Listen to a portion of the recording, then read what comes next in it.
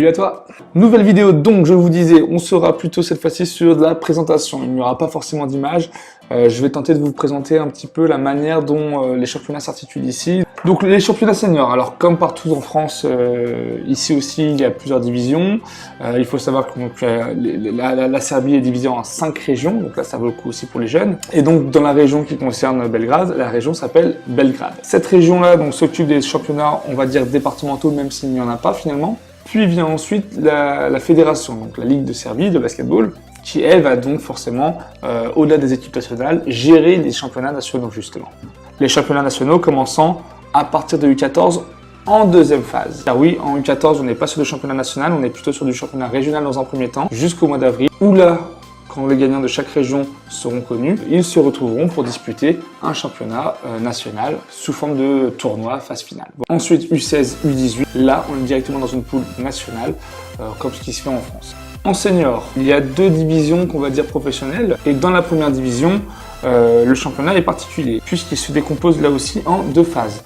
Une première phase plutôt de type saison régulière, avec 14 équipes. Dans ces 14 équipes, on ne retrouve pas l'équipe du Red Star, du Partizan et du Mega Benak, qui elles disputent le championnat de la BA League, qui est ni plus ni moins un rassemblement des meilleures équipes de l'ex-Yougoslavie.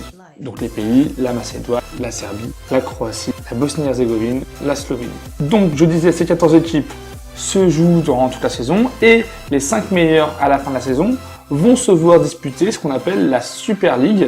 C'est la ligue qui réunit donc ces 5 équipes-là, plus les 3 équipes de la BA League, pour ensuite disputer une phase de championnat en aller-retour, soit une poule de 8 équipes. Et donc les 4 gagnants ensuite joueront les demi-finales et la finale pour choisir le champion de Serbie.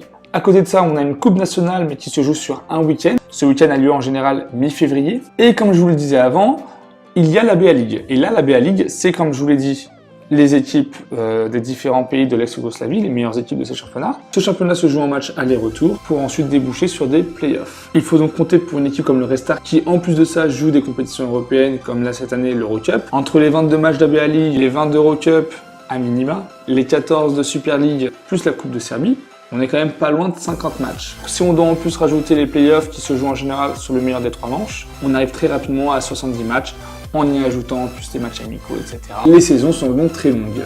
Pour les équipes jeunes, comme je vous l'ai dit, on est donc sur des championnats un peu lambda de ce qu'on peut retrouver en France. Il existe aussi des coupes nationales, cette fois-ci des U14. La particularité ici, c'est que beaucoup de tournois se font durant l'année, sur des week-ends. Les matchs peuvent aussi avoir lieu durant la semaine. Bref, tout ça, vous allez pouvoir le retrouver sur mon site internet à cette adresse. J'ai essayé de vous y présenter et en plus d'y mettre un maximum de liens pour que vous puissiez suivre les résultats des équipes du Red Star notamment. Vous le constaterez, il n'y a pas énormément d'équipes. Voilà, donc vidéo particulière sans image où je n'ai fait que de parler. Et j'en profite aujourd'hui, vous avez vu, il y a le logo comité de Vendée, donc petit bonjour aux ex-collègues. Mais aussi, je voudrais parler rapidement d'un ami, lui faire une petite dédicace à Devino, qui justement, lui, est plutôt dans le rap, mais un rap un peu particulier, un rap de paysan. Donc je vous invite à aller visiter sa chaîne YouTube et son compte Facebook. C'est un clip qui parle forcément de notre beau et tendre département de la Vendée, sur un ton ironique.